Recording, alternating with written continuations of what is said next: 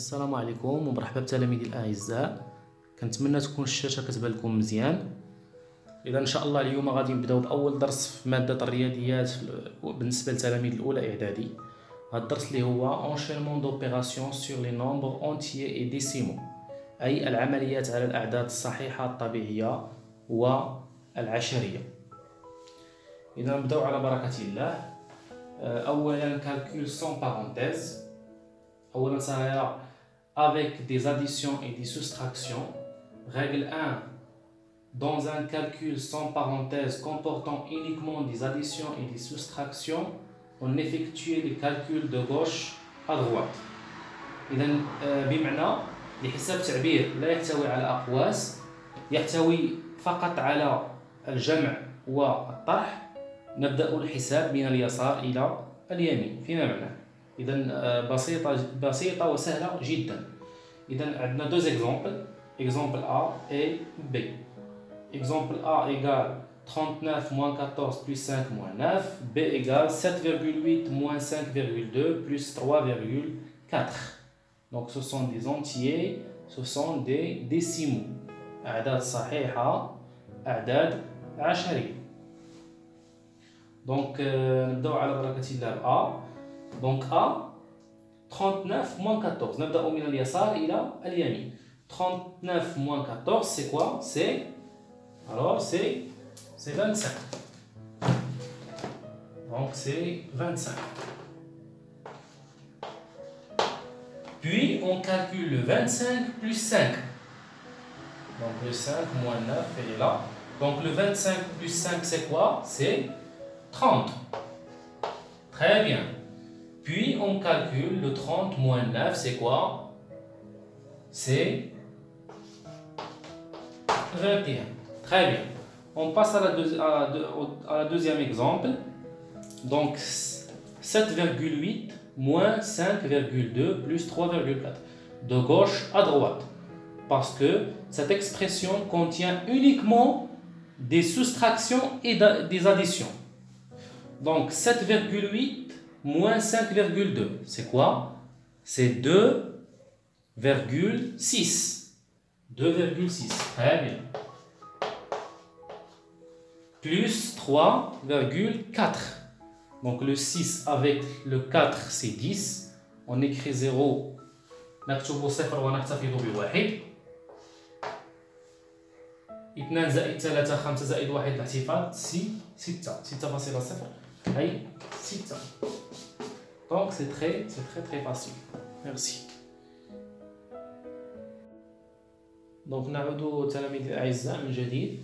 من بعد ما شفنا أولا صغيرة des calculs avec des additions et des soustractions. Maintenant on va voir des calculs avec des multiplications et des divisions. C'est-à-dire تعابير فيها عمليتي الضرب والقسمة. Donc 2 avec des multiplications et des divisions. Donc règle 2, القاعدة رقم 2. Dans un calcul sans parenthèse, c'est-à-dire التعبير لا يحتوي على أقواس, comportant uniquement des multiplications et des divisions. Donc uniquement des multiplications, عملية الضرب وعملية القسمة. إذا هنا ما عندناش عملية الطرح والجمع. On effectue les calculs de gauche à droite. نبدأ الحساب من اليسار إلى اليمين. إذا عندنا واحد المثالين، المثال C والمثال D. إذا بالنسبة للمثال C نبدأ من اليسار إلى اليمين. علاش؟ لأن عندنا عمليتين، عملية القسمة وعملية الضرب. إذا C égale 48 divisé par 8 fois 3 divisé par 9. Donc نبدأ من اليسار إلى اليمين. 48 مقسومة على 8 كم تساوي؟ إذا الجواب ليكم 48 مقسومة على 8 هي 6، لأن 6 مضروبة في 8 تساوي 48. إذا 6 دونك 6 مضروبة في 3 مقسومة على 9. كذلك نبدأ من اليسار إلى اليمين. 6 في 3 تساوي 18 مقسومة مقسومة على 9. 18 مقسومة على 9 تساوي 2. تخي بيان. نمر إلى المثال الثاني. عفوا مقسومة. نمر إلى المثال الثاني. d égale 5 fois 8 divisé par 10. دونك كذلك هنا نبدأ من اليسار إلى اليمين. 5 في 8 تساوي 40 مقسومة على 10. إذن 40 مقسومة على 10 تساوي 4. دونك كنظن بلي راه واضحة جدا وسهلة جدا، إذا ما غاديش تحتاجو فيها جهد كبير. دونك في أي عملية فيها ما فيهاش الأقواس، فيها الضرب والقسمة فقط، نبدأ من اليسار إلى اليمين، وكذلك إذا كان فيها الجمع والطرح فقط نبدأ من اليسار إلى اليمين. وشكرا.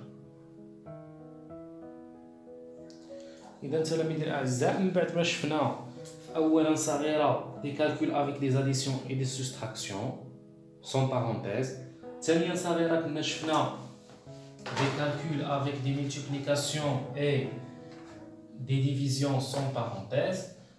دونك غنشوفو هنا في ثالثا صغيرة دي كالكول افيك دي زاديسيون دي سوستراكسيون اي دي مولتيبليكاسيون اي دي ديفيزيون سون بارونتيز.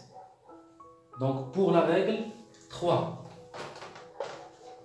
Donc la règle 3 dit dans un calcul sans parenthèse في حساب أو في تعبير لا يحتوي على أقواس on effectue les multiplications et les divisions.